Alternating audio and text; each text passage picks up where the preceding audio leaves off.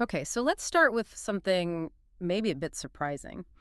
Did you know that something like two-thirds of missionaries, allegorically and even now, are women? Yeah, that's a figure that often catches people off guard. It really does. And it makes you think, we tend to picture strength as this, I don't know, this big, forceful William Wallace type Well, the figure. outward display of power. But then you have someone like, say, Mr. Rogers, whose strength was in his gentleness, his consistency. It's a totally different kind of engagement. Absolutely. And that really gets to the core question, doesn't it? What does it actually mean to be strong?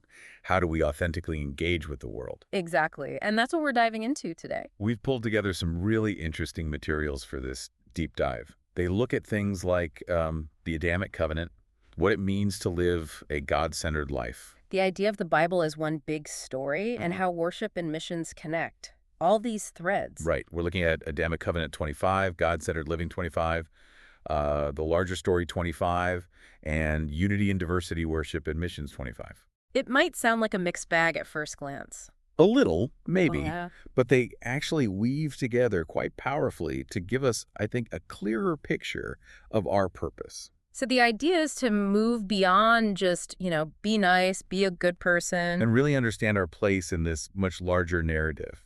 Hopefully you get some of those aha moments, Feeling informed, but not like you just sat through a lecture. Okay, good.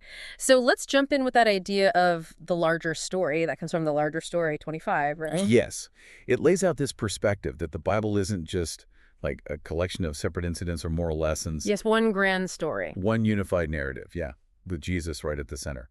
He's the main character, essentially. And seeing it that way, it sort of changes how you view your own life, doesn't it? Like missions or just daily living isn't just a task list anymore. Exactly. It becomes about finding your role, your character within that story, this ongoing drama. Yeah, and think about what makes a story compelling, Love, adventure, Danger, heroism. sacrifice, that core battle between good and evil. All those elements we connect with in fiction, they're all deeply present in the biblical narrative. They really are. And that leads quite naturally into this other idea from the Adamic covenant source. Which one's that? The part that says something like, there's a fierceness in the heart of man that only makes sense in the context of battle. Oh, right. That's a powerful line.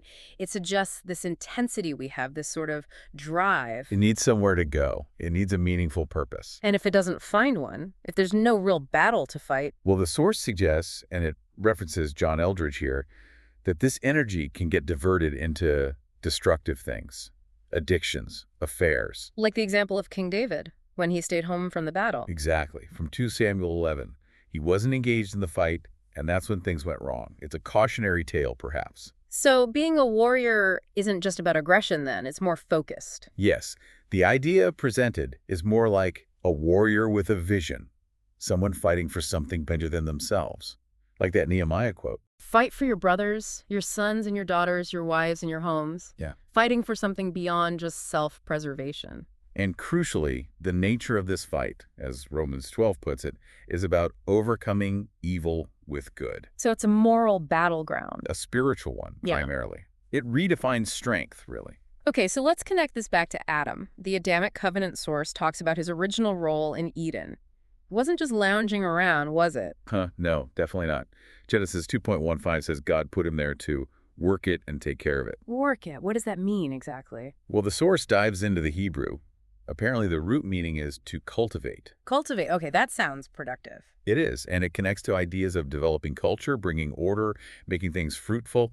The source even links this idea of cultivation to worship, How so? suggesting that stewarding creation, making it flourish according to God's design, is itself an act of worship. It's honoring the Creator. Wow. So Eden wasn't just a private garden like a clubhouse. More like a beachhead, as the source puts it, a starting point from which God's goodness and order were meant to spread out to fill the whole earth eventually.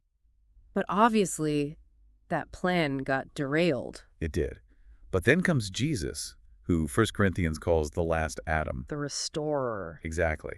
The source argues Jesus came to restore us to that original purpose, that co-laboring role, and even the authority that went with it. So the Great Commission, Matthew 28, isn't just about, evangelism. Well, it includes that, of course, but it's broader. It's about making disciples of all nations, teaching them to obey everything Jesus commanded. It's about bringing God's ways into every part of life and culture. Reclaiming grounds, you could say. And part of this restored role involves prayer. The source mentioned interactive ruling. Yeah, that's a fascinating concept. It's not just sending requests up, but actively partnering with God through prayer to influence what happens on earth. Like Moses arguing with God. Exactly. Or Hezekiah praying for his life, Abraham pleading for Sodom, even the Nineveh situation with Jonah. The implication is that our prayers aren't just formalities. They can actually shape outcomes. Jeremiah 18 touches on this too, with God responding to repentance. Which implies there's a real struggle going on, doesn't it? This brings us to the spiritual battle aspect. Definitely. Ephesians 6 is very clear. Our struggle is not against flesh and blood. But against the rulers, against the authorities, against the powers of this dark world, and against the spiritual forces of evil in the heavenly realms. Yeah, and the Daniel 10 passage with the angelic messenger being delayed, that also points to real unseen conflicts. Okay, so this battle is real. How do we understand victory, then? The source mentioned 3 types. Right, there's the final victory that's future, when every knee bows. Then there's the definitive victory, what Christ accomplished on the cross, defeating sin and death fundamentally. Okay, and the third? That's progressive victory. This is the ongoing, unfolding reality of God's kingdom breaking into the world now. Is what we pray for in the Lord's Prayer. Your kingdom come, your will be done on earth. Like Hebrews 2 says, we don't yet see everything subject to him, but the process is underway. Exactly, and our actions contribute to this progressive victory. Every conversion, every act of obedience, every prayer, every moment of worship, it's all pushing back the darkness, advancing the kingdom. Our engagement matters in this larger conflict. It really does. Okay, let's shift gears a bit. Let's talk about why we do all this. What's the motivation?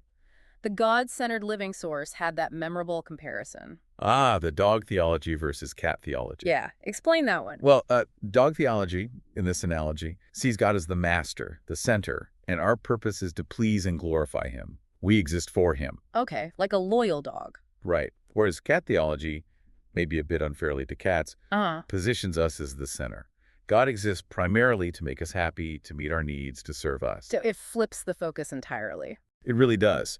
And the source argues that the true biblical perspective, the core of Christianity, isn't ultimately about human happiness. That's more humanism. It's about the glory of God. That's a challenging thought, because we often do focus on benefits, on needs being met. We do. And that quote from John Piper really nails it. We tend to go to God as a key to unlock the treasure, but God is the treasure. Seeking God for who he is, not just what he gives. Exactly. This pushes back against motivations that are purely based on, say, fulfilling human need, or even just guilt or obligation. It introduces that other quote, the Paris Reidhead one. That's quite intense. It is. The idea that maybe the ultimate motivation for mission isn't just the lostness of humanity, but that God deserves the reward of his suffering, which is the worship of people from all nations. Wow, that reframes everything. It puts God's worthiness at the absolute center.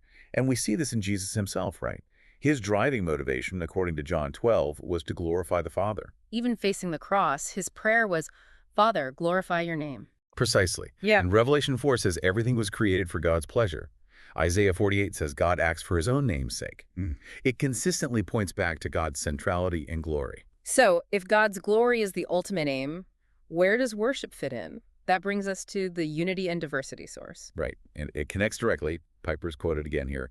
Missions exist because worship doesn't. Meaning, missions is temporary, but worship is eternal. Essentially, yes. Yeah. Worship is the ultimate goal. Missions is the means to bring more worshipers to the throne. Worship is the fuel and the finish line. And we're not just talking about Sunday morning singing, are we? No, 1 Corinthians 10.31 defines it broadly. Whatever you do, do it all for the glory of God. It's a whole life orientation. But the ultimate picture, the grand finale in Revelation 7, is explicitly a worship service, a massive one. People from every nation, tribe, people, and language standing before the throne and before the Lamb. That's where history is heading. So that vision, that ultimate goal of universal worship, should be what fuels our engagement now. More than less duty or guilt. That's the argument, that a passion for God's glory, fueled by worship, is the only truly sustainable motivation. Guilt burns out. Need can be overwhelming. Even obedience can become mechanical. But delight in God, that lasts. And how do we cultivate that delight? that passion? The source suggests looking intently at God's glory revealed in creation, Psalm 19, Isaiah 40, even modern things like the Hubble Deep Field images showing his vastness, and practicing abiding, spending time with him. As Steve Hawthorne put it, God reveals his glory so that he can receive glory back in worship. There's one more piece here, unity and diversity. How does that fit with God's glory? Well, the source points out God seems to value both. Think about the command in Genesis 1, be fruitful and multiply and fill the earth. That implies spreading out, diversification. Not staying clustered together like at the Tower of Babel? Exactly. Babel represented a human-centered unity that God disrupted. But then you look at the Trinity, perfect unity within diversity. Father, Son, Spirit distinct, yet one. Okay, so diversity isn't opposed to unity in God's plan. Not at all. In fact, the principle seems to be that God gets greater glory by unifying that which is diverse. How does that work? Think of an orchestra versus a solo instrument. The complexity and richness of different parts coming together creates a greater beauty, a greater glory for the composer. And Revelation 21 hints at this, with the nations bringing their splendor into the New Jerusalem. Yes. It suggests that the unique glories and contributions of different cultures aren't erased, but are somehow redeemed and brought into the final picture, contributing to the overall worship. So the ultimate glory isn't just that everyone worships, but how they worship together in all their redeemed diversity. That seems to be the vision. The greatest glory comes when all these different peoples are united in worshiping the one true God. Okay, so let's try and pull these threads together then. We've covered a lot of ground. We have. But the core ideas seem to be, we're not just living random lives, we're characters in a huge ongoing story. A story that involves a real battle overcoming evil with good. And we've been restored through Christ to our original purpose, to partner with God, to cultivate his world, to rule with him. And the driving force behind all of this, the ultimate goal and the sustainable fuel, isn't our own needs or even just obedience. But the glory of God himself, Yeah. expressed ultimately in the worship of a unified yet diverse humanity from every corner of the earth. It really shifts the perspective, doesn't it? It definitely deepens it. So maybe the final thought for you listening in is this. Considering this bigger picture, this grand story, this real battle, this restored purpose, this ultimate goal of God's glory through diverse worship, how might that change how you see your own life? Yeah. How does it reshape your view of your daily tasks, your interactions, your engagement with the world? What's the battle you're called to fight right now in your context? And how can your actions, your life, contribute not just to meeting needs, but to that final glorious chorus of worship from all peoples? Lots to think about there. A powerful framework to mull over.